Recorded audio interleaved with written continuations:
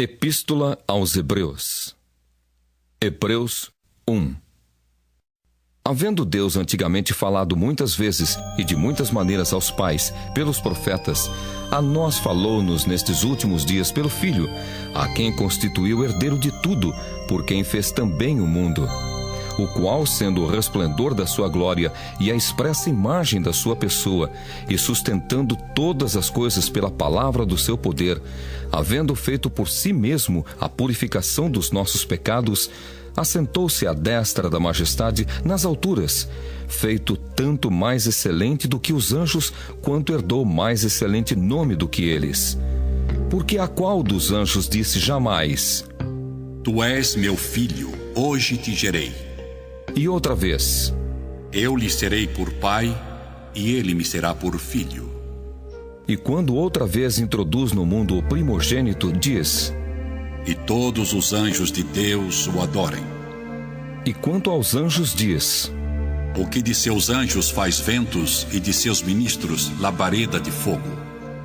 Mas do Filho diz: Ó Deus, o teu trono subsiste pelos séculos dos séculos.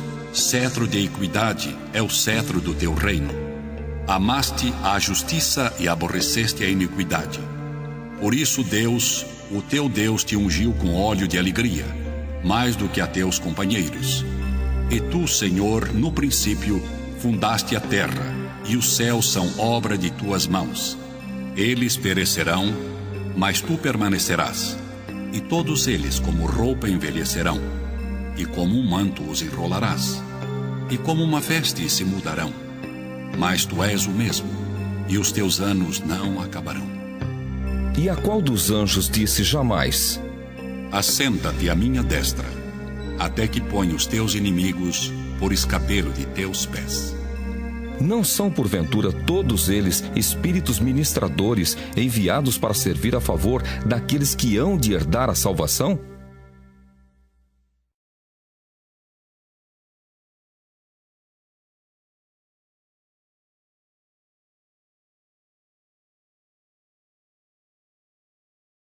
Hebreus 2. Portanto, convém-nos atentar com mais diligência para as coisas que já temos ouvido, para que em tempo algum nos desviemos delas.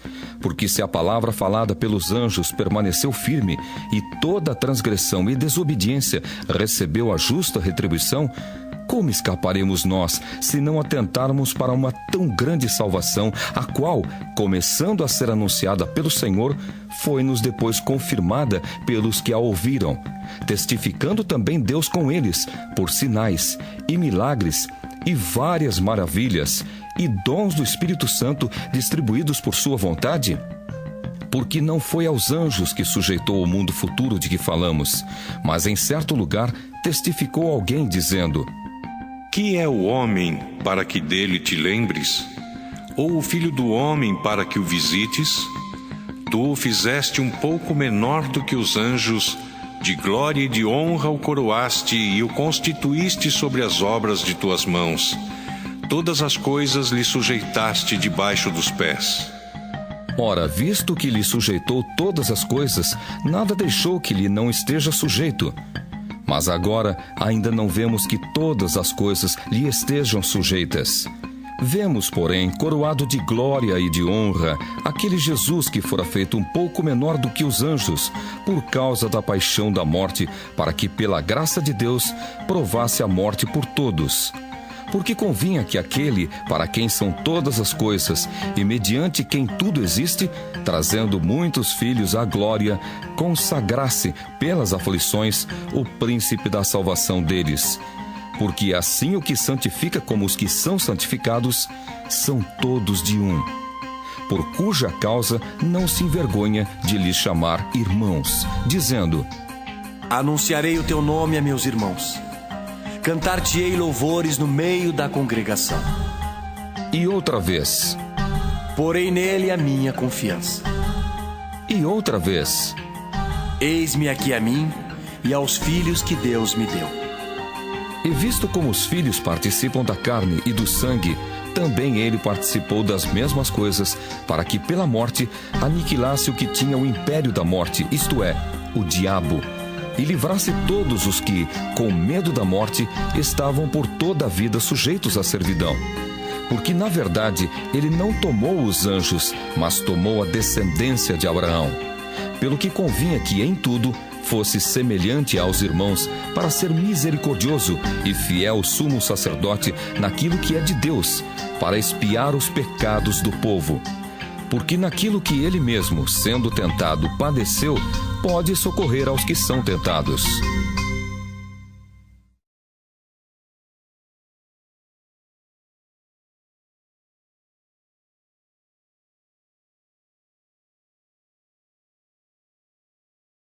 Hebreus 3.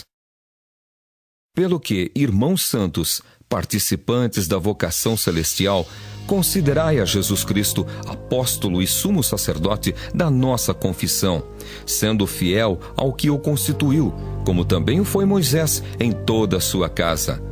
Porque ele é tido por digno de tanto maior glória do que Moisés, quanto maior honra do que a casa tem aquele que a edificou. Porque toda a casa é edificada por alguém, mas o que edificou todas as coisas é Deus. E, na verdade, Moisés foi fiel em toda a sua casa como servo, para testemunho das coisas que se haviam de anunciar. Mas Cristo como filho sobre a sua própria casa, a qual casa somos nós, se tão somente conservarmos firme a confiança e a glória da esperança até ao fim. Portanto, como diz o Espírito Santo: se ouvirdes hoje a sua voz, não endureçais o vosso coração, como na provocação, no dia da tentação no deserto, onde vossos pais me tentaram, me provaram e viram, por 40 anos, as minhas obras. Por isso, me indignei contra esta geração e disse: estes sempre erram em seu coração e não conheceram os meus caminhos. Assim, jurei na minha ira que não entrarão no meu repouso. Vede, irmãos, que nunca haja em qualquer de vós um coração mau e infiel para se apartar do Deus vivo.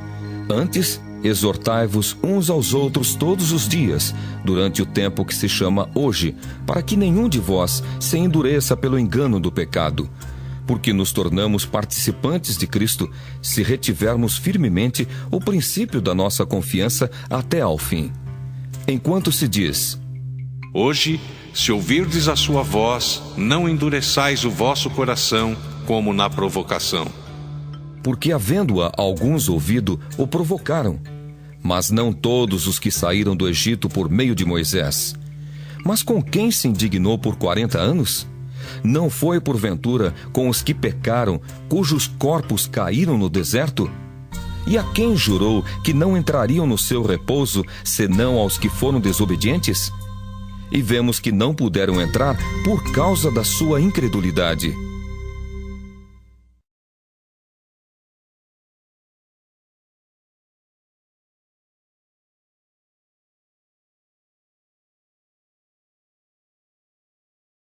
Hebreus 4. Temamos, pois, que, porventura, deixada a promessa de entrar no seu repouso, pareça que algum de vós fique para trás. Porque também a nós foram pregadas as boas novas como a eles, mas a palavra da pregação nada lhes aproveitou, porquanto não estava misturada com a fé naqueles que a ouviram. Porque nós, os que temos crido, entramos no repouso, tal como disse: assim, jurei na minha ira que não entrarão no meu repouso, embora suas obras estivessem acabadas desde a fundação do mundo. Porque em certo lugar disse assim do dia 7º: e repousou Deus de todas as suas obras no 7º dia. E outra vez neste lugar: não entrarão no meu repouso. Visto, pois, que resta que alguns entrem nele, e que aqueles a quem primeiro foram pregadas as boas novas não entraram por causa da desobediência, determina outra vez um certo dia, hoje, dizendo por Davi, muito tempo depois, como está dito: hoje, se ouvirdes a sua voz, não endureçais o vosso coração. Porque se Josué lhes houvesse dado repouso, não falaria, depois disso, de outro dia. Portanto, resta ainda um repouso para o povo de Deus. Porque aquele que entrou no seu repouso, ele próprio repousou de suas obras, como Deus das suas. Procuremos, pois, entrar naquele repouso, para que ninguém caia no mesmo exemplo de desobediência. Porque a palavra de Deus é viva e eficaz, e mais penetrante do que qualquer espada de 2 gumes, e penetra até a divisão da alma e do espírito e das juntas e medulas, e é apta para discernir os pensamentos e intenções do coração. E não há criatura alguma encoberta diante dele. Antes, todas as coisas estão nuas e patentes aos olhos daquele com quem temos de tratar. Visto que temos um grande sumo sacerdote, Jesus, Filho de Deus, que penetrou nos céus, retenhamos firmemente a nossa confissão. Porque não temos um sumo sacerdote que não possa compadecer-se das nossas fraquezas, porém um que, como nós, em tudo foi tentado, mas sem pecado. Cheguemos, pois, com confiança ao trono da graça, para que possamos alcançar misericórdia e achar graça, a fim de sermos ajudados em tempo oportuno.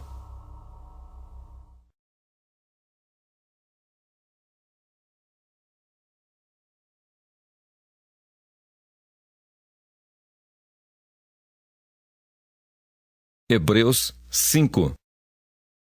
Porque todo sumo sacerdote, tomado dentre os homens, é constituído a favor dos homens nas coisas concernentes a Deus, para que ofereça dons e sacrifícios pelos pecados, e possa compadecer-se ternamente dos ignorantes e errados, pois também ele mesmo está rodeado de fraqueza.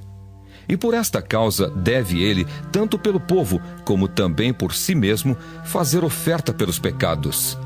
E ninguém toma para si essa honra, senão o que é chamado por Deus como Arão.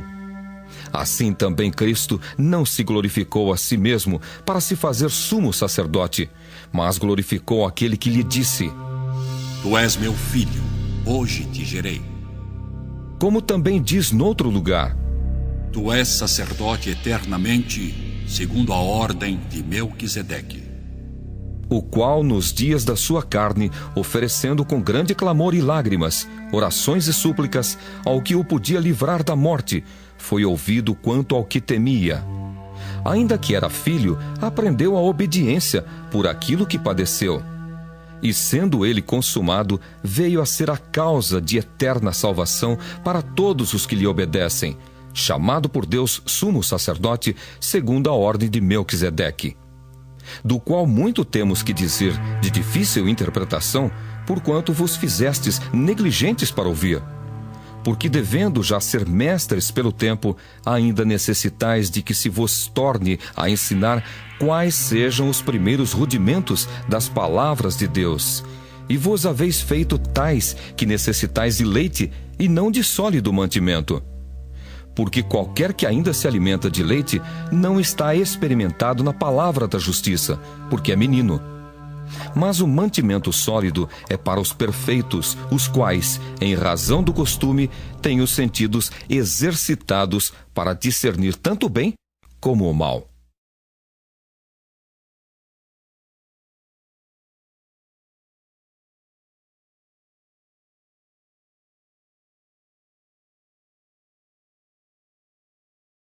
Hebreus 6.